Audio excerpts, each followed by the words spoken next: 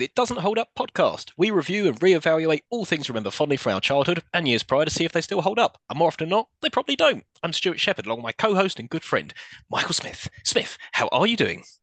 Very well, thank you, Stu. And how are you? I'm very well, thank you. And I must say, thank you again for standing in for the intro last week. Upon reflection, perfect job. Impeccable. Everything I do is perfect. Yes, well, let's see if you keep up the good work in this episode. So, Probably not. probably not. Probably not. So, before we get on to this week's nomination, which is something completely different this week, just want to reflect back on last episode's feedback from Crocodile Dundee. So, we got a bunch of mixed feedback, which is really good. So, one of them, this is a special shout out, was from John De Gregorio from Movie Lovers Unite podcast. Shout out to you guys. He said, what is the actual plot of this movie? I haven't seen this movie in years, and I feel like there isn't any plot to this other than watching Dundee be a fish out of water in NYC and watch him do random things. Well, John, you're quite right. And no plot. There is no plot. There's no plot to any of it. There is no plot. And also, special shout out goes to Movie Lovers Unite podcast because they had us on their show a couple of weeks back, which was a pleasure. We were there discussing the movie Blank Check, and we can tell you now that film does not hold up. No, God, no, awful. Yeah, pile of shit. Pile of shit. But yeah, do check out Movie Lovers Unite podcast. It's a fun podcast, and they're very similar to what we do. Look at old stuff from the past and reevaluate. Other bit of feedback for Crocodile Dundee was it's a clear case of Brits and Americans not knowing much about Australia. Many of the stereotypes of Australia come out of this film. Very true. And also, there was another bit of feedback and a suggestion for something for us to cover. Somebody left us some feedback on YouTube saying, another awesome video, guys. Thank you. With the new Time Bandits series coming out, have you thought of covering the original Time Bandits from 1981? Now, we haven't thought of covering it, but perhaps we shall. We'll put it on the list. Yeah, I think I've only ever seen that film once. Yeah, me too. Long time ago. And I do like Terry Gilliam.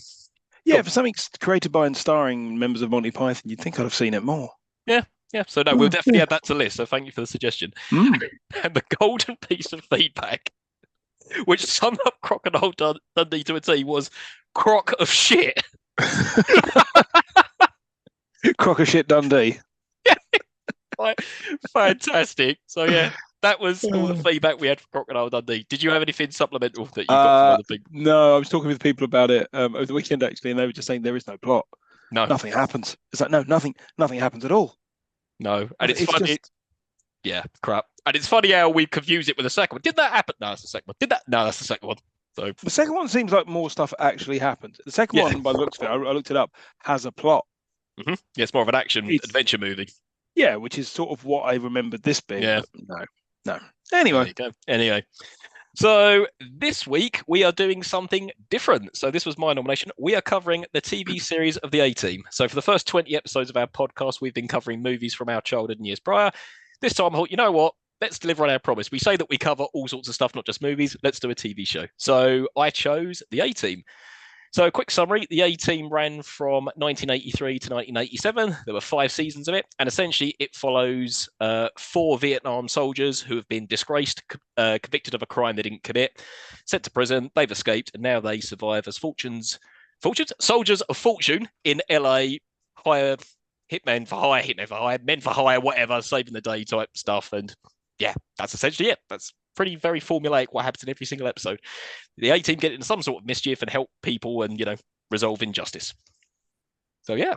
And yeah, as mentioned, it came out, the first series in 1983. Now, originally, I was going to say we were going to cover a couple of episodes from season 5 because me and Smith were gifted a box set of season 5 DVD at a movie festival we went to years ago. However, doing my research for this episode, I realized series 5 actually changed the format of the episodes and they have more of a running narrative. So when we cover TV shows, we want to take 2 random episodes that don't really make any difference to the overarching plot, just 2 random episodes with their own storylines. And that's more what Series 1 does. So I've chosen Series 1 for this. And those that are right next to each other, so there's less flicking around on Amazon for me. Yeah, exactly. And less looking for me on my DVD. And I have Series 1 on DVD because Smith decided to buy it for me as a joke for a birthday and because it was cheap. So thank you very much. It was definitely the second thing.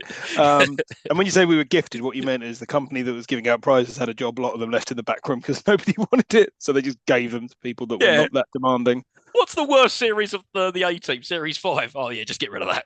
We give it to these no, people. To have anything. We will. But there you go. So yeah, 1983 was the first season. So yeah, that will be our year of scene setting this year. So Smith, take it away. What was going on in 1983? And we haven't covered 1983 yet, so that's quite exciting. No, we haven't. I wasn't born yet. Neither was You I. also were not born yet. Nope. So this was all happened. It's actually interesting thinking about the A-Team because it means by the time we were watching it, it was already finished. Yeah, reruns. So what happened in 1983? Well, number of interesting things happened. First of all, Michael Jackson performs the first televised moonwalk.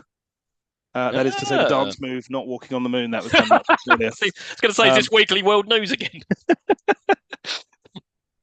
No, that would be Michael Jackson's first televised moonwalk on the moon. Yes, exactly. The McNugget is first introduced.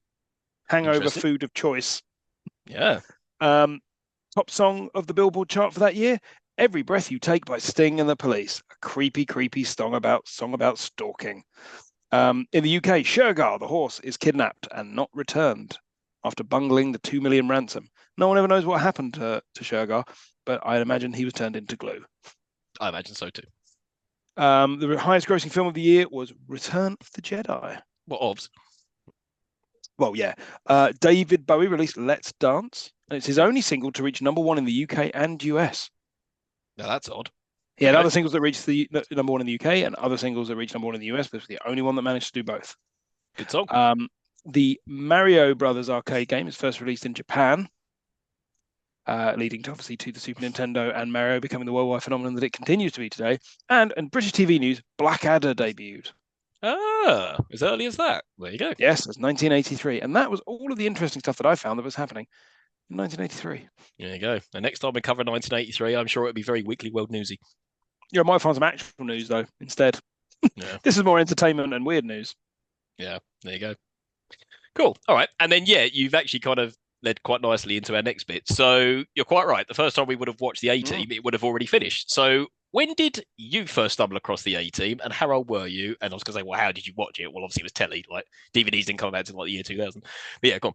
So when did you first see it and how old were you? Blurry, but it would have been probably around the age of 6, I would imagine. Maybe 5, but probably not, more likely 6. And it would have been Saturday morning TV reruns, as I recall. Was it Saturday morning or was it Saturday afternoon? No, I remember it being Saturday afternoon because I remember, I'm probably this rose-tinted glasses, there seemed to be a golden age of TV on Saturday afternoons when we were growing up. There was like Knight Rider, there was the A-Team, and then you get like Gladiators, Big Break, Noel's House Party, all that shit, Casualty, all that sort of stuff. And I always remember the A-Team. One of these things is not like the others. This sobering medical drama. Well, I've watched Knight Rider, I've watched the A-Team, I've watched Gladiators. Now, Casualty. No, I'm just remembering Saturday afternoons, evenings. I was sat in front of the telly probably from about 3 o'clock in the afternoon to like 10 at night, just watching garbage after garbage. Oh, you throw Blind Date in there as well. How's that different from now? I don't watch Saturday afternoon TV. It's crap. And sometimes me and my wife are sat there. We can't find anything. Oh, go on in. Friends is on Comedy Central. Let's just watch that. So there you go. I'd rather watch nothing. Nothing. But no, I was probably a similar age, around about 6 or 7. But yeah, I distinctly remember it always being on Saturday afternoons, and me and my brother would watch it. But then I remember as well in 1994, George Peppard. But is it Peppard or Peppered? Some people say one thing, some people say other. I've always said George Peppard. I would imagine his name is Peppered, but because he's a lovely darling, he's like, no, it's Peppard, just being really pretentious. So also, by all accounts, complete wanker. Yes, and we'll cover that later. But yeah, when he died in 1994, I then remember ITV started showing the A-Team again. So I subsequently remember watching it again in the 90s. So yeah, it would have been very early 90s, around about 6 or 7 on TV, and then didn't revisit it again until you bought that season 1 for me as a joke. Now, what I couldn't possibly say was whether or not I actually watched it, or whether or not I watched the opening credits and then wandered off when they started talking. That might have been pretty accurate for me at the time. It's like, yeah, A-Team, yeah, yeah, all right, fuck it. Oh yeah, boring. Oh, they're firing guns, yeah. And the cool montage, it's over. They fired a can of paint out of a tube for some reason at a man. Oh, that A-Team. So, yeah, but no, I have very fond memories growing up watching this. I think my brother was more of a fan of it than I was, but I still enjoyed watching it. But yeah, there you go. Cool. Right. So a little bit different for this episode. I have chosen 2 random episodes, as you've quite rightly said, close together. So I have chosen Series 1, Episode 9, called West Coast Turnaround, and the second one, episode 10, One More Time. But I thought as well to do something a little bit different, rather than going scene by scene recap, to just talk quickly about who the characters are and that sort of thing. So, first character we've got, the main one, is Colonel John Hannibal Smith. Now, quite conveniently, on my DVD box set of season 1, it gave you a biography of all the characters. Like, thanks, you've made my life much easier. So, the character profile for him was, he's the big brain behind the brawn, the master of the master plan, cooler than the underside of a pillow. The Colonel is a Vietnam veteran with more tricks up his sleeve than David Copperfield. Nicknamed Hannibal after the famous Carthaginian commander, Smith is a straight A student of War and Forever on the jazz, in brackets, ready for action. It also doesn't say that he's a master of disguise. What does that even mean, on the jazz? Yeah, Mr. T says it to him in both of the episodes we watch. He's like, I suppose you're on the jazz, or something. Which I just thought, is that heroin? Coke? Is he on heroin? Yeah. Also, it doesn't say here he's actually a master of disguise, because it seems to be throughout season fucking 1. Not. He works at Universal Studios with movie work, and he always seems to be dressing up as random people, and then he reveals himself whenever they come to help people. But yeah, it feels more like in the production room, George Fapard said, and how about every week I dress up as a different character? And they said, well, George, no, that doesn't make any sense. How about every week I dress up as a different character? I have range. And then they also went, fine, fuck it, George, whatever. All right, mate, fine. Just don't I was reading around it, and apparently in one episode he plays Irish, which I would give good money to see. And in one episode he plays Chinese, which I would give even better money to see. Oh, probably learning from Mickey Rooney at Breakfast at Tiffany's there, which he was also in. Oh, that might have swayed our verdict of whether it's hold up if we Well, I'd love to see the Irish one, because I love it whenever an American TV show does an Ireland episode, because they just get Americans to try Irish accents and they can't do it. They think they can for some reason. You ever seen the one with Murder, She Wrote, where she goes to Ireland? They're like, oh, hello there, Jessica Fletcher. And it's like, oh boy, howdy. Well, we saw that in Law Moment. Oh, Job, what are you doing? Oh my God. Hey, to Bagara, Batman. Oh dear. Anyway, we digress. So, second character is Sergeant Bosco B.A. Baracus, played by Mr. T. And the description for that is big, buffed, and burly. B.A. earned his nickname in Vietnam for having a bad attitude. I thought it was badass, but it's bad attitude.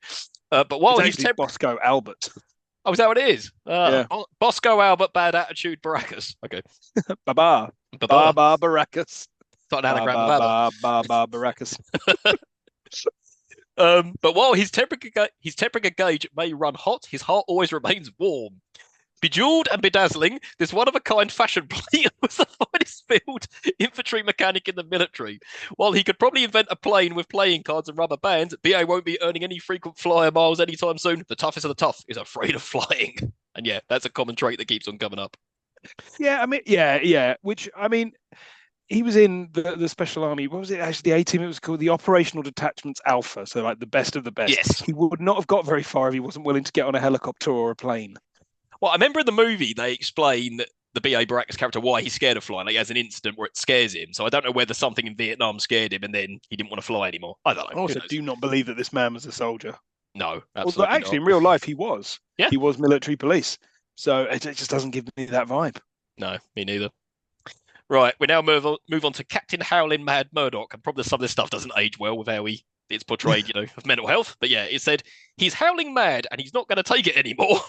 Yo in between crazy and nuts, Murdoch is nonetheless on friendly speaking terms of all the voices in his head.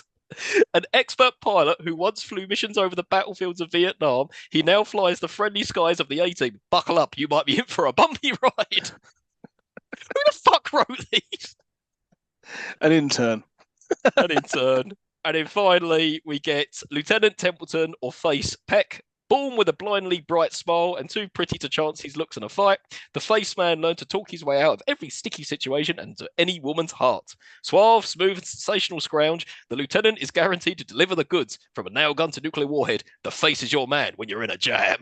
Fucking hell. He's neither suave nor smooth. He just seems to stumble around being a bit of a slimy prick. And then all the women are like, no. And they're like, all right then. Yeah, that's our Face Man. So yeah, that's a brief overview of the characters. And then also, I never realised this. She's in the main credits. Amy is a reporter who follows her around. I don't remember this. About her entirely. Yeah. When that came up in the credits, there was a woman. I was like, wait a minute. don't remember there being a woman in the A-Team. What's all this about? Don't worry, George Papard did not like it either. No, we'll come to that. Right, should we move into an overview of what happens in the 2 episodes I've selected? So yeah, not much happens in them, but yeah. Actually, before we start, can I just say, you said episodes 9 and 10 of season 1. Yep. Which I have a little screenshot of episode 9 and 10. So I went on to Amazon and I ordered it, but they include the pilot as episode 1. So I accidentally ordered the episode before the episode we're watching. And I started to watch it. I was like, right, here we go. Good stuff. All right, I know it's about watermelons. Where's the watermelons? Why is it starting in New York? That's interesting. No, it doesn't look like there's any watermelons. Guest starring Yaphet Kotto. Okay. Doesn't seem like that's going to be right. Hold on, let me just... right, I've ordered the wrong episode, Stu. Yaphet Kotto. We could have been watching an episode with Yaphet Kotto. Who's in this episode, Stu? No one. No one interesting. No, I've written down not Burt Reynolds, not Will Ferrell from Anchorman, and not Mark Addy from The Full Monty. So I've written down not Terry Funk. Not Terry Funk. No, the Will Ferrell one's got me like, is that Will Ferrell from Anchorman? But no. But anyway, the intro that we get for every episode is in 1972, a crack commando unit was sent to prison by a military court for a crime they didn't commit. These men promptly escaped from a Mexican security stockade to the Los Angeles underground. Today, still wanted by the government, they survive assaults of fortune. If you have a problem, if no one else can help, and if you can find them, maybe you can hire the A-Team. Cue epic music. I started watching and it came up on Amazon. Skip intro. I was like, you fuck right off. No, I'm going to watch this a couple of times. It's the best bit. Although most of the montage is taken from the pilot episode. It's like B.A. Baracus smashing down doors and turning around in a car looking angry. Or Hannibal Smith jumping from a helicopter from about 2 feet off the ground. You see the camera's pointing. He's like, oh. Oh, funny shit. Also, it's worth mentioning, in the pilot episode, Face was played by somebody else. Oh, that's probably part of your trivia, but I won't say it. No, it's fine. No, yeah. And also, the pilot episode is like 2 hours long. Because I remember when you bought me the box set, I watched it, I was like, Jesus, this is boring. I was like, oh, it's 2 hours long. the rest of the episode now are 49 minutes, and that's just about right. So it's not going to sustain a 2 hour run. No. You can even shorten it down to half hour if you wanted to. Does the first one... The pilot doesn't start with them getting arrested, does it? It doesn't. No. The pilot starts off with Amy is covering a story, and her boss says, I want you to cover a story on the A-Team. These are the 4 guys. And we get a bit of exposition about why they've been arrested and why they're on the run and yada, yada. And it turns out a reporter has been kidnapped, and Amy goes to the A-Team to help resolve that. And I think after that, she becomes their friend and she always hangs around with them. So yeah, no, you're right. I thought we were going to see an episode set in Vietnam where all that injustice happened and all that shit. No, it's already happened, and it's 10 years later. Cool. Right. So this first episode we're covering is episode 9, West Coast Turnaround. Essentially, is the A-Team come to the aid of an ex-Vietnam veteran, Joe Penhall, who's a watermelon farmer, and he can't supply his produce to the auction market. So it's up to the A-Team to save the day. You get all of that information in the first scene. I tell you what, I was watching when it opens, it's the farmer and his daughter having a chat, and they just deliver line after line of plot dialogue at each other, like, got to get this crop to market or we'll lose everything. Yeah. It's like, oh, I can't believe that man's running us out of town. And it's like, oh God, this is really efficient. And you think, okay, well, that means for the rest of the episode, the dialogue's going to get its character work, and it's going to be no, they just repeat that again and again and again. It doesn't have enough plot to sustain a 5-minute scene. No, it doesn't. And then promptly, Joe is delivering the watermelons, and he's run off the road by a roadblock, and his truck just like falls over. Such a spectacular stunt. You didn't need this. It's also got some of the best fake driving I've seen, with him sitting going, whoa! This is something I'll give this show. The stunts are really good. Every episode, there's some sort of craziness going on with car chases and shit. And every single episode is like, can we flip a truck? Yeah, and someone we can. And this stunt has actually put Joe in the hospital. So actually, when he pulls away from his house, and he's like, the whole Viet Cong couldn't kill me. I doubt they'll stop me. It's like, well, I wonder if he knows the A-Team. Yeah. And then the villains that follow him are parked right outside his house. Not right, so he pulls away. They're like, well, here we go. Oh, God. But yeah, when he's in the hospital, we learn that Chuck Easterlin, I've written not Burt Reynolds, and his goons, not Will Ferrell from Anchorman or Mark Addy from Full Monty, they want the farmer to fail so he can go bankrupt and they can pick up his farm cheaply. And the sheriff is no help because he's related to Easterland. I think this is which again very efficient. They get through that like, oh, he's his cousin. It's like, oh, He ain't going to help us. Who can well, help us? I wonder who can help us. And Mr. Trick not putting 80s wrestlers in this, right? Yes. Roadhouse had Terry Funk. It's the same plot. What are you up to? Well, further on, we'll get Hulk Hogan in like Series 3, but that's another story. And then during all this, Amy is there in the hospital covering a story, because why wouldn't she be? About this man who's just got to get his produce to market. I mean, why? He's just a little man trying to survive, you know? And then during all this, Hannibal has disguised himself as a hospital porter, and Amy, for some reason, can't see through his disguise. Despite the fact it's clearly George Papard. It's clearly him. And then he orders Amy and Ellen out, his daughter Ellen out the room. He wasn't Chinese. It's so bad. This could have been so much worse. So much worse. And then they have a discussion, and Hannibal says, "Look, I'll help you," and he agrees to take a 30% commission. I was like, "This seems bad that you're taking money off this struggling farmer, you know, to get. You should just do it to be kind." This is where I've written down some of the dialogue here, like verbatim, because it's just brilliant. Maybe I'd be interested in getting your melons to market. I was like, "Oh, hey, wait, what? Not that kind of hospital." Yeah, what you up to, Hannibal? And then he goes. Then they have the conversation. This exchange happens. Depends on how ripe the melons are. How ripe are they? Too ripe. Tell me more. Tell me more about the ripeness of these melons. Yeah, this is not the first. This is not the last go on about it. We're going to have about the ripeness of melons. Yeah, there's a bit with Face and Eleanor talking about it later, and it's borderline sexual. 7-year-old me being like, "Oh, I'm loving all this melon chat." Maybe we'll see her melons. Anyway, so then we cut to Murdoch and the rest of the A-team. And for some reason, Murdoch's got an invisible dog called Billy because, you know, he's mad. Well, apparently it's a running joke. Apparently Billy shows up in quite a lot of the episodes. Oh, okay. I thought it was just random shenanigans of Murdoch in every single episode. But BA's getting really annoyed about it. But for some reason, Face is just entertaining the fact that Murdoch's got an invisible dog. But Mr. T, or B.A. Baracus, cannot seem to comprehend the fact that everybody else knows that he's just playing along. He's just angry about the fact that everybody seems to be humouring him. It's like, are you the dumbest man on the planet? But Mr. T's angry about everything, because I forgot to mention this earlier in when we first came across this. I had an old He-Man video. I mean, we've talked about this in a He-Man episode. And at the start, there was a montage of cartoons you could also watch by the same people who made He-Man. And one of them was Mr. T. As Mr. T, the actor went, "My name's Mr. T. First name Mr. Last name T." And I was like, "Oh, I've never seen the Mr. T cartoon." And I remember as a little kid going, "Why is this man so angry? He's so angry." You know, Stu, there's only one topic that he's not angry about when he's talking about. You know what that is? His mother. It's his mother. Oh boy. So I think it's all. I was getting real like Drax vibes from Guardians of the Galaxy from him. Like, just how he's taking everything so literally. Yeah. But he cannot act at all. He's awful. Like I remember seeing the film version they did with Liam Neeson and co. It's not bad. It's not great, but it's not bad. It's perfectly watchable.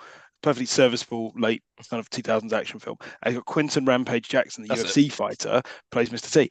And Mr. T makes Quinton Jackson look like, I don't know, who's an actor that's slightly less good than Robert De Niro because he's still not great. But you know what I mean? Like he makes him look like a competent actor and he's not great. But Jesus, every time he opened his mouth, he just didn't seem to know how to deliver any line without standing awkwardly going, "Fool." I don't know. Everything he says for me is a hoot. It's just so funny.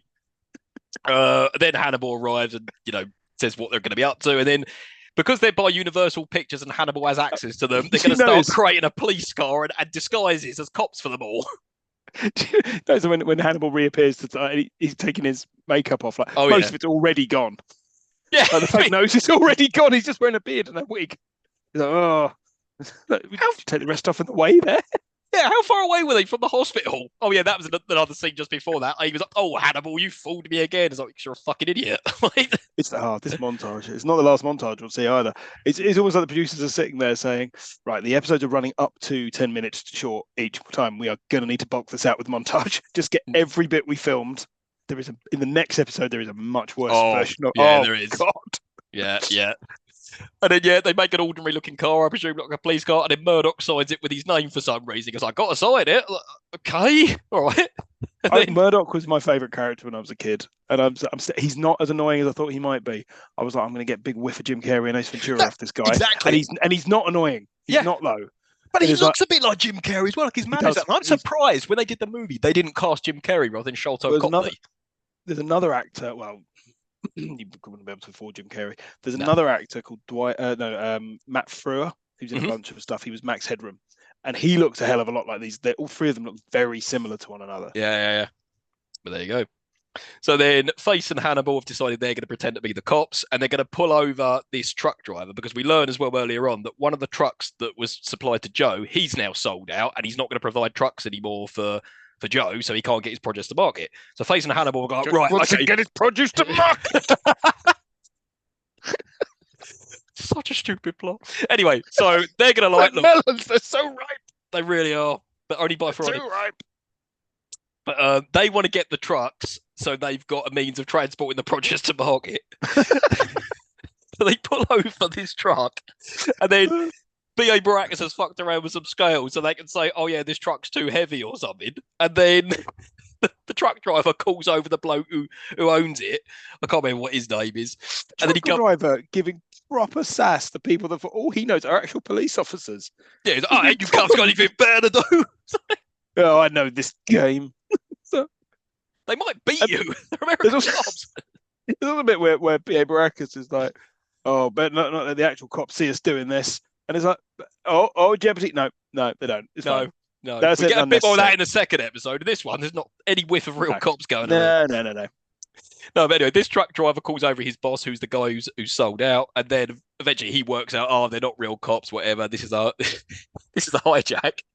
And he was like, well, I ain't scared of you. Suddenly B.A. Baracus goes, what did he say? I had to rewind that and watch it about 5 times because I couldn't stop laughing at it.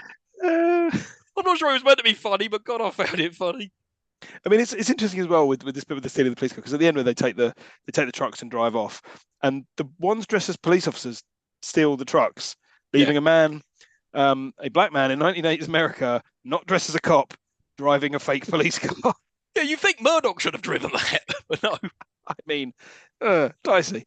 And you never see what they do with a cop car, because then there's 2 in one truck and 2 in the other. What do you do with that cop car? Do you just stash it somewhere? Also, Hannibal Smith breaks into a hotel dressed as an orderly with a fake nose and mustache on. But when he dressed up as a police officer, which is a federal crime and could be found by actual police officers, he just puts a hat on. Yeah, I know. No logic. No, it's not a hotel. It's a hospital he breaks into. That's where Joe is. Oh, hospital. Yeah, sorry, Yeah, hospital. sorry. No worries. So then the truck... He's driving away. He goes, and that concludes phase 1 of Operation Watermelon. So, right. The idea of clan names in general use is that you're not supposed to give away what you're up to. Probably a code name like Operation Cobra or something like that. No, Operation Watermelon. Well, that's the end of phase 1 of Operation Rob the Bank. What could go wrong? Oh, then they drive the trucks back to Joe's farm, and then Face is negotiating a deal on the phone, and that comes to the bit where they're talking about watermelons and how ripe they are and shit like that. And then Mr. T arrives, and then he goes, I'm B.A. Baracus. I'm here to deliver your produce. Why is that making you so angry? You're getting paid for this. When they open up the thing with all the watermelons in there, nice. It's like, what? What were you expecting? Nice. Watermelons. Oh, God, it's funny. And then Easterland and his goons arrive at the farm, and then we get a little bit of a fight. Mr. T just keeps throwing people around. It's such a low energy fight. Especially at the end where he punches Easterland in the face and he punches him and Easterland just goes, ugh. And then gets in the car and drives off. I think it's because they're building up to later on where there's more of a, an action scene. But yeah, like Hannibal gives him a stern talking to, like, let that be a lesson to you, get out of here. B.A. Baracus' first fight move is just to jump on them. He just runs at them and goes, ugh. So funny. And it's cut in such a shitty montage as well, but it's really funny. As well, when they've got Murdoch with his fake dog, Hannibal goes, he's a mental patient. It's like, okay. Oh dear. Yeah. Yeah, respectful treatment of mental health. Okay. Just people nonchalantly getting punched or nonchalantly punching people, and then Hannibal gets knocked out. Oh yeah, and he's like, what did he say? He said he loves it when a plan comes together. He doesn't say that in either of the episodes. No, does he? It's a shame. It's very disappointing. It was. Perhaps we should have done that one with Yaphet Kotto. Anyway, I'm gonna go and watch that after this. I might as well. Then for some reason the team decided to deck out Amy's car like Mad Max 2. No, this is the bit after the fight is when you get Face and the farmer's daughter, whose name escapes me, Ellen. talking about. Well, first she's like, "Yeah, Amy told me that you're wanted by the military." Like, why is Amy telling people they're wanted by the military? Just shut up. Shut the fuck up. We're on the run. You're a reporter and now an accessory to this crime. Yeah, why would you actually? Just like, hi, random people. These are my friends, the A-team. They're wanted by the military for a crime they didn't commit. If you know where to find them, you can hide. And that's when they get into this. He's on the phone. He'll give us $40 a bushel. It's our 50 cents a bushel. They're going bad. Bad? They've been sitting in the barn for a week. So much talk of watermelon. Why is there so much talk of watermelon? Because they got to get their produce and markets with. And then they go and speak to the others and they go, they're down another 50 cent a bushel. Who cares? Who gives a shit? I know, I learned so much about watermelons in this episode. What, white or green? I was like, there are white watermelons? Yeah, that blew my mind as well. Me. Yeah. Yes, anyway, sorry. No, I did miss that bit. Yeah. I rewound it to watch it again because it made me laugh so much. They're going bad. Bad? It's like, when were they picked? Last week. But don't tell them that. It's like, okay, stop talking about watermelons. And there's even a bit early on, right at the hospital, when Hannibal and Joe are talking about it. He goes, "We'll give you 30% commission. How much is that?" Well, it depends on the market. God, there's so much unnecessary information in this. There is so much talk of things that don't matter because they're or repeating information because they're clearly padding it out. Yeah. A lot of people, like people telling each other exactly what they're doing, what they're going to do, and what they've just done. You could be over here. Look, I'm over here. I've just been over there. It could have been a half an hour episode, couldn't it? Rather than 49 minutes, you could have made this half an hour. You take out the montage, you can make it a tight 15 minutes. There you go. There you go. Anyway, sorry, yeah, I missed that bit out. But yeah, the team deck out Amy's car like Mad Max too. She's like, "No, you guys, old face, you could con me into anything." I'm like, what? I wouldn't agree to this shit. Not my new car, my shitty new car. My shitty Citroen, yeah. Also, how much money are they making for these watermelons? Because I don't think it's going to stretch to a new car. Well, it depends on the market, Smith. Anyway, yeah. So one of them, I think it's Amy and BA. What? Time for a montage. It's time for a montage to a countrified version of the A-team theme. Ding, ding, ding, ding, ding, ding, ding. Anytime there's some sort of like, I don't know, montage or chase scene, it's a moderation of the A-team theme. But yeah. Right, so they've decked out her car. I think it's BA and Amy are in one truck, and then Ellen's there too. Ellen's there too. Reasons. And then Face and Murdoch are in another truck. And BA's Hannibal might be driving. Hannibal's in the truck. Murdoch and Face are in the car. In the Mad Max 2 car. Yeah, that's and they drive off, and I think it's Ellen says to Bea Baracus, this is the exchange. Will they get through? Probably not. Then Eastland will kill them. That probably won't happen neither. Wait, what's your perspective on this situation? So there's going to be an interruption of the plan, but it's going to be okay in the end? I mean, we know that's what's going to happen. Foreshadowing. The goons catch up with the truck, and one of the trucks at Amy's car, and they stop, only for Murdoch to start pretending he's a horse for some reason. Going, the villains have the smallest guns I have ever seen. Yeah, they're like tiny little pea shooters, and then so then they break through the barrier, and they chase them down, and there's a wonderful bit of ADR, and again it's this telling everybody what's happening all the time. So the truck goes through, and the guys get in the trucks, and you hear somebody say, "Come on, let's get in the truck, get after them." It's like, I kind of got it from context of what I'm watching on screen. He didn't need to say that. No. And then they're captured and taken back to the horse farm. Yeah, for some reason, and for some reason there's some spilled. No, Amy's car is leaking petrol for some reason. Always leaking petrol. Always. Even in the second episode, something's leaking petrol. And, the second episode has a wonderful line of dialogue before that, which I will get to. We'll come to that. Murdoch starts pretending he's a horse, and Face is trying to capture him. Hannibal, this other guy, like, taking the cigar out of his mouth. Take the cigarette out of his mouth. Like, hey. And then he just throws that guy's cigarette, and everything just blows up. Cue a load of fighting again. But again, it's so low energy. It's like, I was going to say, right, off we go. Bang. And then Hannibal, Murdoch, and Face run and get into a helicopter that just happens to be there, and then start flying after BAE in the other truck. Oh, fucking hell. And Hannibal picked up a crate of watermelons. Why? They start using it as ammo. They're throwing it out of the helicopter. Well, Their stuntmen are throwing it out. There's so many instances of like very obvious stuntmen. Oh God, no, it's hilarious though. Yeah, and then they manage to stop the goons, and then you get the classic A-team car flip. The villain's car flips over. No one's dead though. No one's dead. And then they get the hand out of the helicopter and B.A. Baracus' hand out of the truck, and they put their thumbs up. It's Hannibal and B.A. That's great, except in the previous shot, Hannibal was on the other side of the helicopter, so it doesn't make any sense. And it's also really jarring to watch Mr. T smile when he does that. Like, he doesn't smile. He's angry all the time. Why is he happy now? Oh God! But yeah, they managed to get the watermelons to the market and sell them. Yeah. But now they're only 33.60 a bushel, so I guess we'll have to lower our commission to 20%. It's like, why so much talk of commission? So that should cover the damage. And then Amy's all angry that her car's destroyed. Oh, you guys! It's like 3 holes in a coat of paint. And then the episode ends with Billy's imaginary dog dragging away Murdoch. Oh. Is the dog imaginary? Oh. And then this is the trope in every A-Team episode. We get a montage of what happened in the episode in the wrong order. Wait, what's going on? That happened in the middle. Now that's the front. You did. I got that at the beginning of the episode. Oh, okay. Which sort of ruined it a bit. Yeah. Here's what's going to come up. Spoiler. And then right at the end, we get the old-fashioned Universal symbol. It's always got a warm, fuzzy feeling for me. It's like, oh, that's like the start of Back to the Future or no, Back to the Future? Yeah, Back to the Future. And then I forgot about this. The last bit is a bloke typing on a typewriter and pulls out a sheet of paper and it all folds around. That's deeply burnt into my memory. That. Yeah, that was funny. But yeah, that was our first episode, which was West Coast Turnaround. Talk of melons.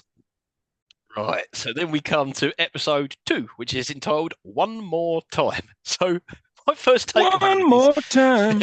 Gotta celebrate. Watch you.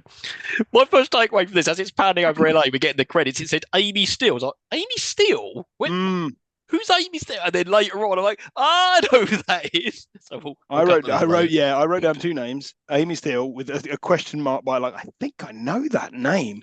Yeah. And then Alan Fudge. Do you know who Alan Fudge is? No. No one. His surname's Fudge though. Who the hell is called Fudge? Hello, I'm Alan Fudge. Fantastic name. Then we get the start of this is Hannibal dressed as a woman and he's making a monster movie and some sort of creature is trying to drag him into a dumpster. And the scene is all terrible. The director don't like it. It's like, well, yeah, because you're making a really fucking awful movie. What film are you trying to look like? Chud, my God. It's on Amazon Prime and I'm so tempted to watch it sometimes. Like, no, I'm going to have a thoroughly terrible time with this. Chud, I watched Chud, and just to kind of give our listeners a piece of advice, don't. It's boring as all holy hell, and it took me 3 sittings to get through. Really? Is it that bad? Yeah, okay. It's not good. All right, no Chud for anyone. So then we get a recurring character. So we get Colonel Lynch. So he is the antagonist of all this. He's the one who was always on the A-Team's trail trying to recapture them.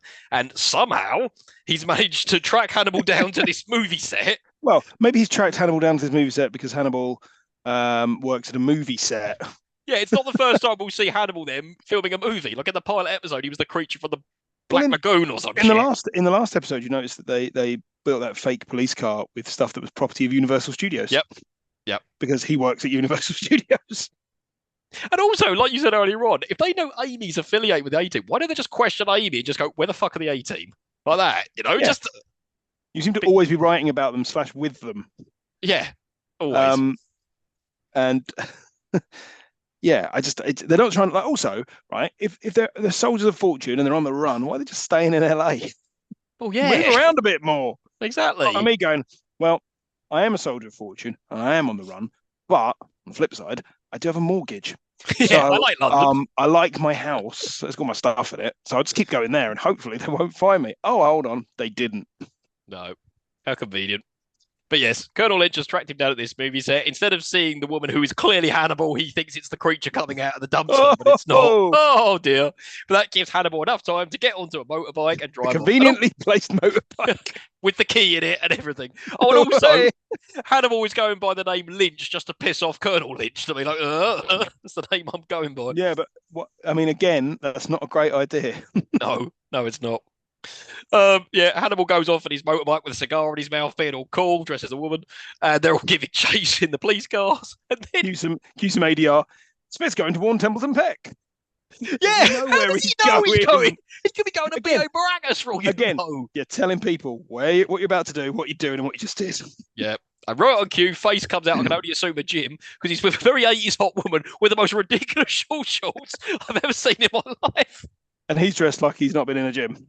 No, he's been all over sleeves and then gets on the motorbike and drives off. She's like, "Hey, Temp!" And that's the last we'll see of Rhonda. I wrote down, we fill 5 minutes of a chase sequence, and by damn, we're going to use every minute of it. Oh, it's spectacular. God, it goes on. It does. And then at this point, Lynch's men have also located B.A. Baracus, who's inside a garage, and he probably just bursts through in an orange convertible and drives off. Why? How have they located there? How does BA know there are military people outside? Oh my fucking He god! gets antenna signals from his gold chains beamed into his brain. Oh my god! And we didn't mention it in the last episode. During the montage where you get the close up of his hand, he has literally got a ring on every single finger, sometimes two, multiple bracelets, and a ridiculous amount of gold chains and earrings. And later on in the series, he has like mohawk feathers coming off his earrings. Man's got style. he's got a style, yeah. But yeah, you're right. This car chase thing goes on forever. It's borderline fucking dangerous. Like some of the stunts they're doing on the motorbikes and shit. I don't know if some of these were dummies, probably. And yeah, eventually they get caught again without Murdoch. I'm like, why are they always just after these three and not Murdoch? But then we'll explore that in a minute. So Amy gets some intel that the team have been captured because reasons. Front page of the newspaper, and I've written down, didn't we just see this? Yes, but I need to recap the plot from this paper for people who joined us after the ad break. Because this is a show from, and this is what I'm thinking about this. It's a show from before sort of DVDs and before videos, right? Mm-hmm. So if you're watching this on TV, you're watching it at the time it's on, and for all you know, it's the only time you're going to watch it. So they're constantly recapping the plot for people who've missed it. Yeah, that's true. There's no DVR rewinding. No. Yeah. So you can't just choose to watch whatever you want. If you've missed the first 10 minutes, you'd be fucking lost. I mean, you wouldn't be that lost. It's the same plot every week. Every single week. Yep. But yeah, Amy's got some intel at the newspaper office where she worked that she's been captured. So she just decides to call Murdoch at the mental institution, which sometimes he's in, sometimes he's not, depending on the episode and what the A-team are up to. Come and go as he pleases. There's a massive plot hole. They're on the run, but they keep checking Murdoch back into the mental institution. They're hoping they'll cure his mentalness for the next episode or something. I mean, and why don't the army just sort of wait by there? A bit like, well, they keep going back to this mental institution. I would assume, or psychiatric hospital, as it should be called. Yes. I assume they might know someone that's there. Probably the man that was a pilot for them during Vietnam. And apparently that gets explained in a later series that they're only after the three, and then they put two and two together that Murdoch's actually working for them. Oh, actually, we'll add him to our list of people we're after. Like, they do it in the film as well. So if you watch the film, Sharlto Copley only joins up with them about half an hour in. Yeah, because he's not part of the same unit. There you go. So yeah, so it does kind of make sense. What doesn't make sense is his ability to come and go as he pleases, and exactly the fact that he's allowed to just answer the phone. Yeah, Amy calls and he answers it being all weird, and she says, "Oh look, the A-team are in trouble." He's like, "Right, okay." For some reason, all the inmates are playing around with animals in cages, so Murdoch just lets them all out and runs off. You notice the orderly? The orderly that was. Who was that guy? That was driving me mad. Dennis Haysbert. He was the president in 24. That's who it was. It was driving me mad. Young Dennis Haysbert. I was like, there you go. Well, that's two people we know who's in this episode. And again, it's low energy escapes. He's like, I'm going to let all these animals out of the cage, one by one, quite slowly. Nobody's going to try and stop me. I'll leave now. Bye. Yeah, it just walks out. I was like, shouldn't all the doors be locked in this psychiatric hospital? But no, just walks out. And then for some reason escapes in a bakery truck. I was like, where did you get that bakery truck? Whose bakery truck is it? For the patients. Oh, Jesus. So then we're back at some sort of military office, and Lynch is reading the three members of the A-team, the riot act. But suddenly a superior comes in. I think his name's Mr. Perry, and he interjects and he dismisses Lynch, says, "Get out of here," because I'm more senior to whatever, unless you want to have a shit job. Do you want to know what his name really is? What? Alan Fudge. Oh, it's Alan Fudge. That's Alan Fudge. Yeah. There you go. All right. So Alan Fudge gets rid of Lynch, and then this is when he promptly gives the mission. So we are told Sorry. In Borneo. In Borneo. In Borneo. Borneo. A dictator, Rashad, is leaving. Sorry. Do you know where they didn't have the budget to film? Borneo. No, this is clearly not Borneo. None of the soldiers in Borneo are from Borneo. This Borneo doesn't look like Borneo. I don't know if you've been to Borneo. I've not. But you know what people who come from Borneo look like? Not like the people in this. It's in Asia. That's right. That is right. But yes, there's a dictator called Rashad. He's been leaving a civil war and he's kidnapped General Ludlam's daughter. And then subsequently, General Ludlam, when he went to reclaim his daughter, and they're only going to release them if they release information on NATO's eastern plans. What? And then BA apparently punched General Ludlam in the nose back in Vietnam for calling him a liar because he didn't salute him or some shit. Like, that fool called me a liar. Punched him in the nose. Fucking ridiculous. And then they're told by Alan Fudge that if they bring everyone back safely, they'll get a head start on the military. But I can't guarantee I'll get you a pardon on all your crimes. I assume he's meant to be a CIA man, right? I assume that's what he's meant to be. And America does have a very nasty history of involving themselves in the conflicts of other countries to try to undermine regimes and governments. So this actually rings fairly true. What I don't understand is why he didn't just lie to them and say, if you do this, I'll have you pardoned for all your crimes. Why did he tell them, I won't be doing that? But I'll give you a 5-minute head start.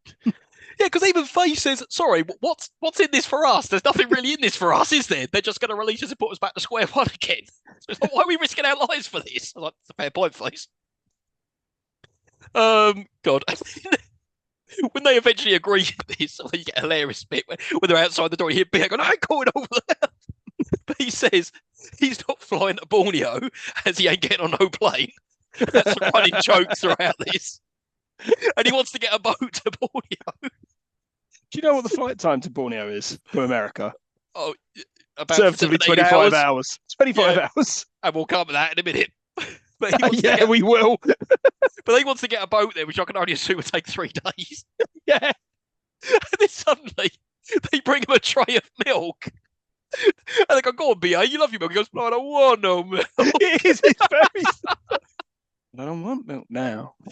It's like, it's really nutritious and it's good for you because my body's fine. And then he drinks it and he's been drugged. Oh, BA, you fool. And apparently this happens a lot in the series. They're always drugging him to get him on planes. So you think if the plan was to fly him over somewhere and then drop him out of the plane, A, dropping him out of a plane whilst drugged would be dangerous because he broke his fucking legs when he landed.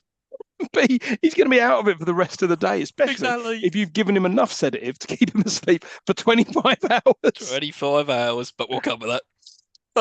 So then Amy and Murdoch meet in the bakery van, and then they follow a limo, which containing the other 18 members. They all follow it to the airport. And they're all getting onto the plane with the drugged PA. And then Murdoch manages to trick some guy into just giving him his plane with buns or donuts or some shit. Like, that won't work. Yeah, because earlier on, when he drives into the military compound, I've got buns in it. All right, come on in. That's not how it works. They're not like, we've locked this base down completely. You sure? I've got cakes. Well, all right, if you've got cakes, then, I mean... Yeah, the press is a no-no, but you got cakes. Yeah, come on in. We all have a custard slice. Slice. I like a custard slice. I do. Yeah. I might let you in if you had a custard slice on your mouth. Yeah, I'm pretty sure you're up to no good, but... Oh, dear. Tasty. So Murdoch's plan is to follow the plane that's flying to Borneo. They don't know where they're going at this point. He just knows they need to follow the plane. And Amy decides to come along because, why not? Amy tag along, fly over to Borneo. And then they seem to arrive in Borneo within a few minutes. How has the plane that Murdoch stole got enough fuel in it to fly to Borneo? I looked this up immediately. I was like, hold on a second. And also, during you have another montage of them locking up the base because they realise that something's going on and the A-team are not here anymore. But we already know where the A-team are and we know they're gone and we know they're locking up the base. So why have I got to watch a 1-minute montage of you locking up a base for people that aren't? It's just you're trying to get you need to get the runtime up to 49 minutes. Terrible. God, I mean, it's like Borneo is 25-hour flight away, but luckily LA is still right here, so we'll just film it here. Yeah, exactly. We'll just pretend it's Borneo. Yeah, we'll just go to the local park. The first when they find is like a white guy with moustaches. Jesus. Hang You on, didn't even try, did you? no, nothing like that. But yeah, as you mentioned, they're all jumping out the plane, including a drugged BA. Just throw him out. You throw that man to his death. No, I mean, if the parachute goes off, but he would break his legs on landing. It's Yeah. also the bit where he's like, "You've only got 4 hours." Why? Why have they only got 4 hours? We don't know that the general and his daughter are going to be killed in 4 hours. We don't know any of this. No. And So then- when they get there, they're walking around in the trees. Luckily, they're very well camouflaged in all his gold chains. Oh, of course. You see him coming a fucking mile off. He's got an old man with a tan jacket and a cigar hanging out his mouth. No, A lunatic exactly. in chains. And a guy that looks like he's just walked out of a bar. Not inconspicuous at all. And Yeah, then they decide to attack in broad daylight. terrible, terrible plan. Yeah, because earlier on Oh. they give them the map. It looks like something a child drew. So yeah, this is where they're being kept. No, Borneo, it's only a small island. God. But you know, even when BA comes to after he's drugged, he doesn't work out what's happening. What happened? Last thing I remember, we were talking in the military combat, and now we're here. But yeah, they drugged their meal. I was like, you haven't worked out. They just drugged you because you hate flying. Oh dear. I But yeah, think he's meant to be an idiot. It's funny about Yeah, a yeah. reading thing where a reporter asked Mr. T, "What's it like playing? You know, are you as stupid as the character you play?" And he said something along the lines of, "Oh, it takes smart to play so stupid." It's like, well, such a Sure. bad actor. very, very bad actor.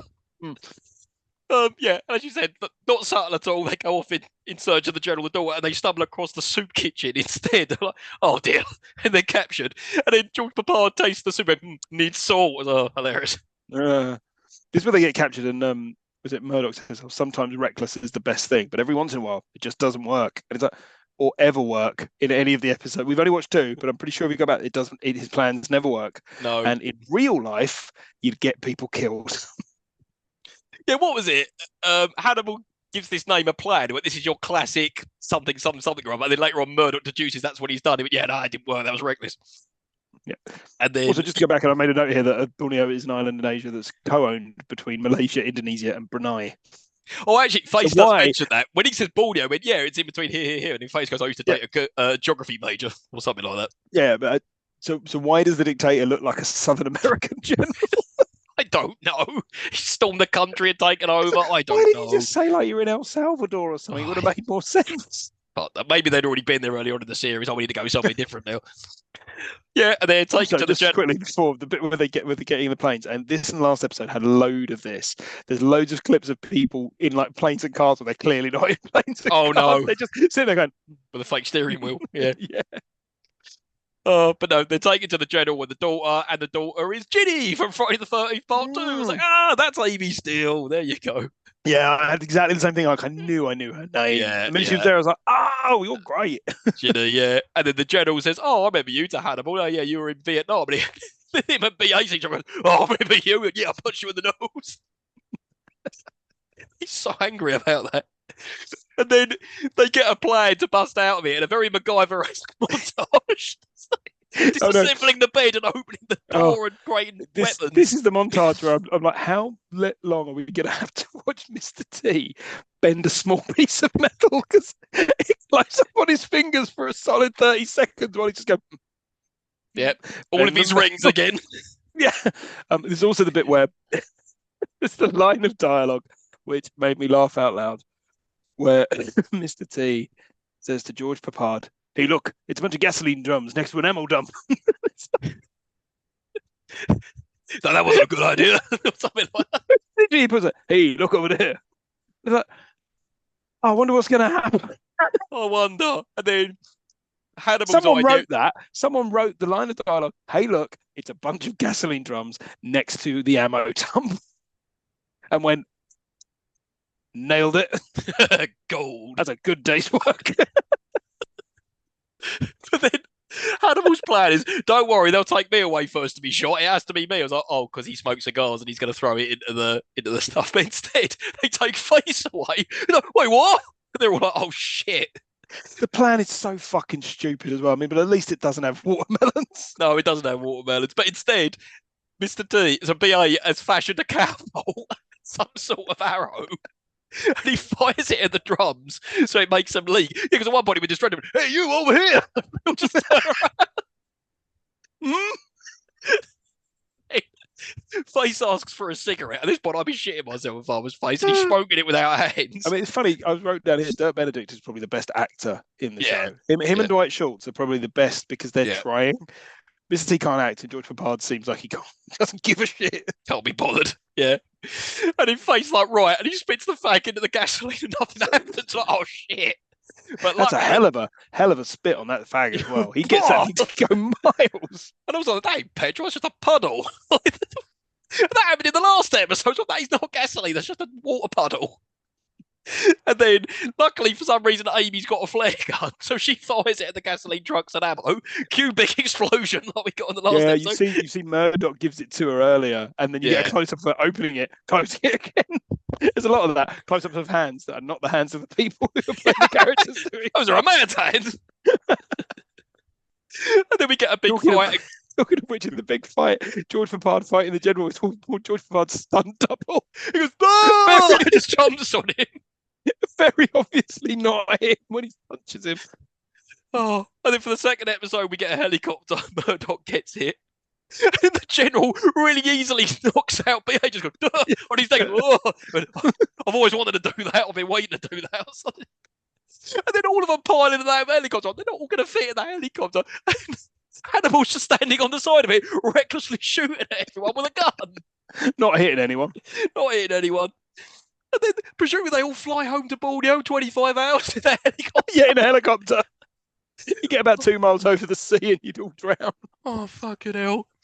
And then back home, there's a story been printed by Amy, probably, that the A-Team have gone on the run again. Why is it front page? No, it's like Tango and Cash all over again. And then we get a shot of Colonel Lynch and the guy going, I'm getting sick and tired of this. When am I going to catch up with the A-Team again? And then conveniently, BA's van drives by. I was like, oh, they go after it. Why are they driving in such a conspicuous van? They might have just written the A-Team on the side of the van. Just playing the music. Yeah, on like a bullhorn or something. Oh my word. So yeah, those were the 2 episodes that we covered. So wow. So let's rewind back. When we watched it as 6, 7-year-olds, what did we love or hate about it back then? What's not to love? Yeah, it's fucking fantastic. The theme tune is exemplary, right? Yeah.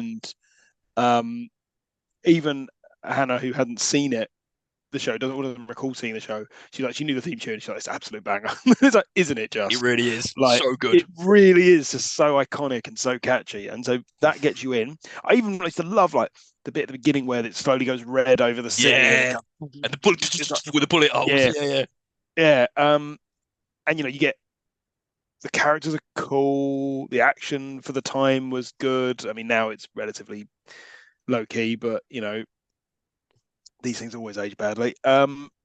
It's easy to follow, right? I think it's point, right? Is the plots the same fucking plot every week by the looks of it, but they're easy to follow, right? So when you're a kid, you can follow what's going on. You know what's happening. You don't think about it too much.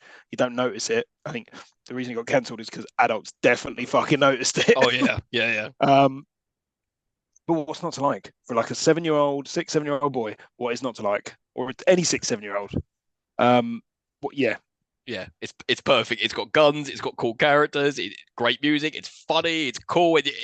Yeah, every episode's the same, and kids like repetition. Yeah, it's a perfect Saturday afternoon show to watch. Mm-hmm.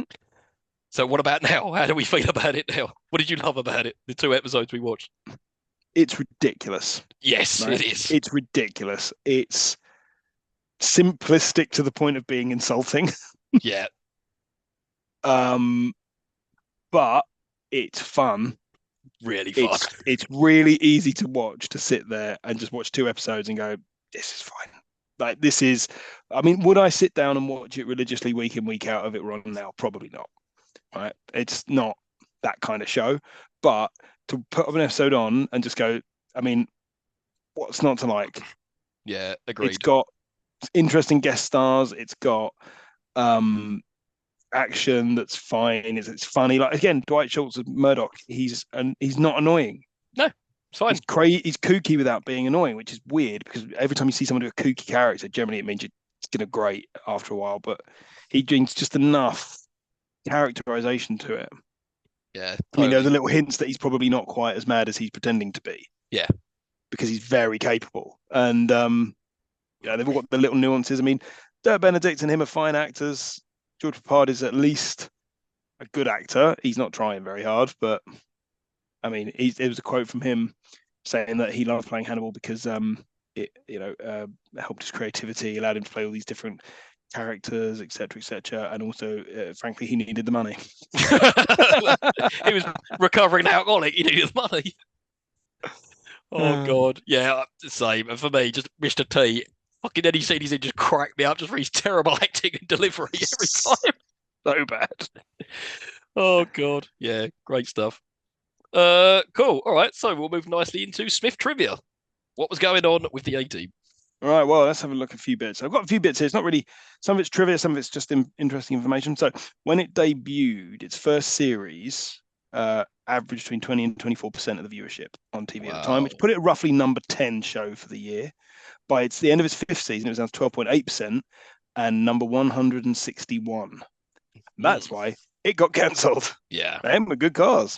It was created by Stephen J. Cannell and Frank Lupo, who between them had created The Rock Files, 21 Jump Street, Renegade, and Frank Lupo served as showrunner on Walker, Texas Ranger, which is some what's his name? Chuck Norris. Chuck Norris, there you go. Yeah. Who we've not covered yet, but I don't really think I've ever seen anything with Chuck Norris in. I've seen Sidekicks. It's shit. I don't think I've ever seen Sidekicks because it looked shit. Yeah, it is. Originally, it was built around Mr. T, so it was pitched to them by Brandon Tartikoff, the NBC head honcho, who's a name that is very familiar from TV series of the time, who described them as a combination of The Dirty Dozen, there's only 4 of them, Mission Impossible, Magnificent Seven, again, only 4 of them, Mad Max, and Hill Street Blues, with Mr. T driving the car. God, that's quite a combination, isn't it? Yeah, it's not none of those things. No. So it was interesting because I was watching it and so, oh God, Mr. T's a bad actor, and I mean, Hannah was saying, what was he famous for before this? Because was he already established? Because I couldn't work out if he'd done Rocky 3 before he'd done this, or if this is what got him Rocky 3, but it was the other way around. Yeah. But then I kind of went back to, well, what was he famous for before Rocky 3? That's weird. He wasn't. He was a bodyguard and a bouncer, and he did tough man competitions, and one of which Stallone saw him, and that's what led to this. And it's only he became a just his personal style and attitude got the attention of TV producers who wanted to build this show around him. Absolutely bizarre. Yeah. As you said earlier in the pilot, it was Tim Dunnigan played Face, but was fired for being too tall and too young looking because he couldn't realistically convince as a Vietnam vet. However, apparently it was originally written for Dirk Benedict Face. They wanted him to begin with, but the studio said no, and then they changed their mind and went with him. George Papard took on the role and thought it was his show. He was a star. Hated Mr. T. Absolutely hated Mr. T. And I would only talk to him through an intermediary for some parts of it. As you did rightly say, Hulk Hogan guest starred on the later series, and in his autobiography wrote that he was one of the people they wanted to come back more because he was the only person that could get on with George Papard and Mr. T. But Hulk Hogan will say anything, so I don't believe a fucking word of it. No, nothing. Melinda Kalir, who played, the name's gone. Amy. Was of the opinion that George Papard got her fired because he didn't like there being women on the show, and the woman who replaced her in the second series said basically the same thing. The producers would say that she wanted more lines and wanted to be in the fight sequences more and be more involved in the action of the show, and that's why they got rid of her. Fair. So the theme tune was composed by a man called Mike Post. Now, Mike Post seems to have composed the theme tune for every good TV show ever, but most notably, just special mention here, Magnum PI and Quantum Leap. Awesome tunes. 2 of the best theme tunes of all time. This man is a hit machine. Damn. People getting injured without killing them became a running joke for the writers, so they kept putting in more outlandish car and plane crashes and having people get out of them, or so they claim. I think it's more just they didn't know what the fuck they were doing. No. These writers were not the most inventive writers in the world. They were just like repeating the same stories every single week. The show won 3 Emmys in its run, 2 for sound mixing and 1 for sound editing. Standards were much, much lower at the time by the sounds of it, because some of the fucking sound mixing on this is shocking. Yeah, it's not great. The ADR lines of people going, "Hey, look over there." It's like so obviously recorded afterwards and like laid over the top of everything else. It's terrible. And James Coburn was apparently considered for the role of Hannibal. Maybe Before George Papard. I could see that. Yeah. There was apparently in other instances of George Papard being a dick. After the show had ended, they received invitations to go on a European tour, first starting in Amsterdam. George Papard was the first to receive the invitation, so said yes. He then found out that the others were all issued with invitations and refused to go. What a dick. Apparently, when Dwight Schultz introduced himself to George Papard said, "Very good, I'm George Papard, and I'm not a very nice man." Well, at least he was honest. Oh, yeah. So what I also thought I'd do quickly at the end here is give you a little bit of an A-Team quiz. Okay, sounds fun. Now, I've had more questions, but you've already revealed the answers to those through there, so I've had to get rid of them. It's also an interesting bit of trivia, but annoyingly, I can't give you the answer because I don't know because I didn't write it down. Templeton Peck isn't his real name. Oh, yeah, I read it. Revealed that he has somewhere. Yeah, he has some really boring name, and he calls himself Templeton Peck. Okay. So, you've already answered I had 3 questions about names. So, one was, what is Hannibal Smith's first name? John. What does BA stand for? Bad Attitude. No, Bosco Albert. Yeah, but the BA he goes by is Bad Attitude. But yes, Bosco Albert. Well, okay. And what is Murdoch's real first name? Now apparently it's revealed in a later episode. His name's Jim, isn't it? That's what they call him. No. So it's revealed as Jim, but Jim is then revealed later in the same episode to not be his real name. You never find out what it is. It's just howling mad. Yeah. Mm-hmm. Okay, so here is a list of people, some of whom guest starred in the A-Team, some of whom didn't. Okay. I'm going to give you the names. Just say yes or no. Okay. All right. Yep. First one, we'll start with an easy one. Yep. Hulk Hogan. Yes. James Hong. No. Boy George. Yes. Famously. Yeah. John Saxon. Yes. Robert Davey. No. Michael Ironside. Yes. Mean Gene Okerlund. No. I'm going to say yes. Kurtwood Smith. Yes. Can you fly, Bobby? Lance Henriksen. No. Ernie Hudson. Yes. Trick question, they all did. Oh, really? Yeah. What also? Okay. Yeah. Yes, the guest star list on this show is absolutely incredible. Yeah. I watched a really good, interesting facts you knew about this and other research, and a lot of them mentioned about all the guest stars, which was really fun. Boy George apparently got given some weird dialogue where he was like, "Yeah, but I don't talk like this, so I'll just shut up and read the dialogue." they're all given weird dialogue. Yeah. How much talk of melons were there? So much talk of melons. Cool. Right. Is that all your Smith trivia? You got anything else? That is all my Smith trivia. There's actually not that much of it knocking around. It's all quite well known. Fun though. Right. Well, the final verdict, does it hold up? Yes. Yeah, it does. Come on. Come on. Awesome. It's such a laugh. It really was. Once I finished watching it, my wife said, "Can we watch the rest of this box set?" Because we just had such a good time watching it. So fucking stupid. Yeah, it's but in a good way. It's really fun harmless. Shit. Yeah. It's just it's got that flat TV look about it where everything looks really cheap. Everything's really slow. Everyone's like, but it's not offensive. It's a guilty pleasure. Just I don't know. We've not seen the Papa Chinese episode yet. Oh, so yes. Reserve judgment on that. Yeah, okay. So I think I was quite cautious in the episodes I chose. Yeah, good one. It'd be interesting to go back and watch the one that was before in Yaphet Coat with the Yaphet Coat because it's set in black neighborhoods of New York, and I'm wondering if that's going to be a particularly sensitive portrayal. We'll see. It might be. I don't know. Who knows? But I think it's the 80s on television, so maybe not. Yeah. All right. Well, that was our first delve into TV. So it's now your turn, Smith. Our next episode's nomination. Are you going for TV, film, cartoon, game? What are you doing? What are you throwing us with? So I'm going to put us back to film. Okay. And if I were to ask you what's your favourite type of dog? Oh Jesus, are we doing Beethoven? No. Yes.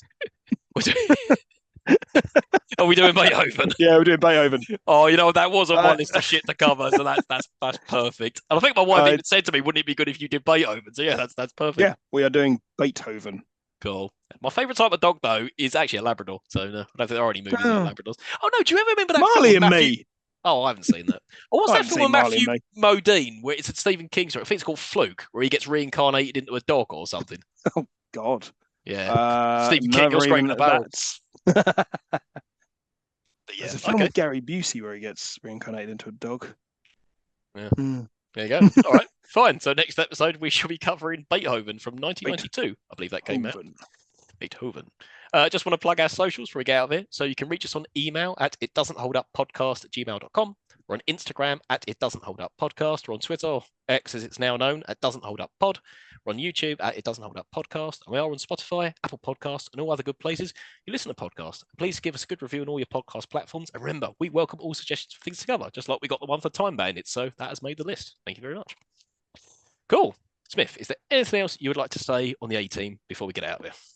Not really, Stu, because I'm on the Jazz and I've got to go before my bushels of watermelon go down another 50 cents a bushel. I just need to get my watermelons to market. You do. But make sure you go by boat because I sure as shit am getting on no plane.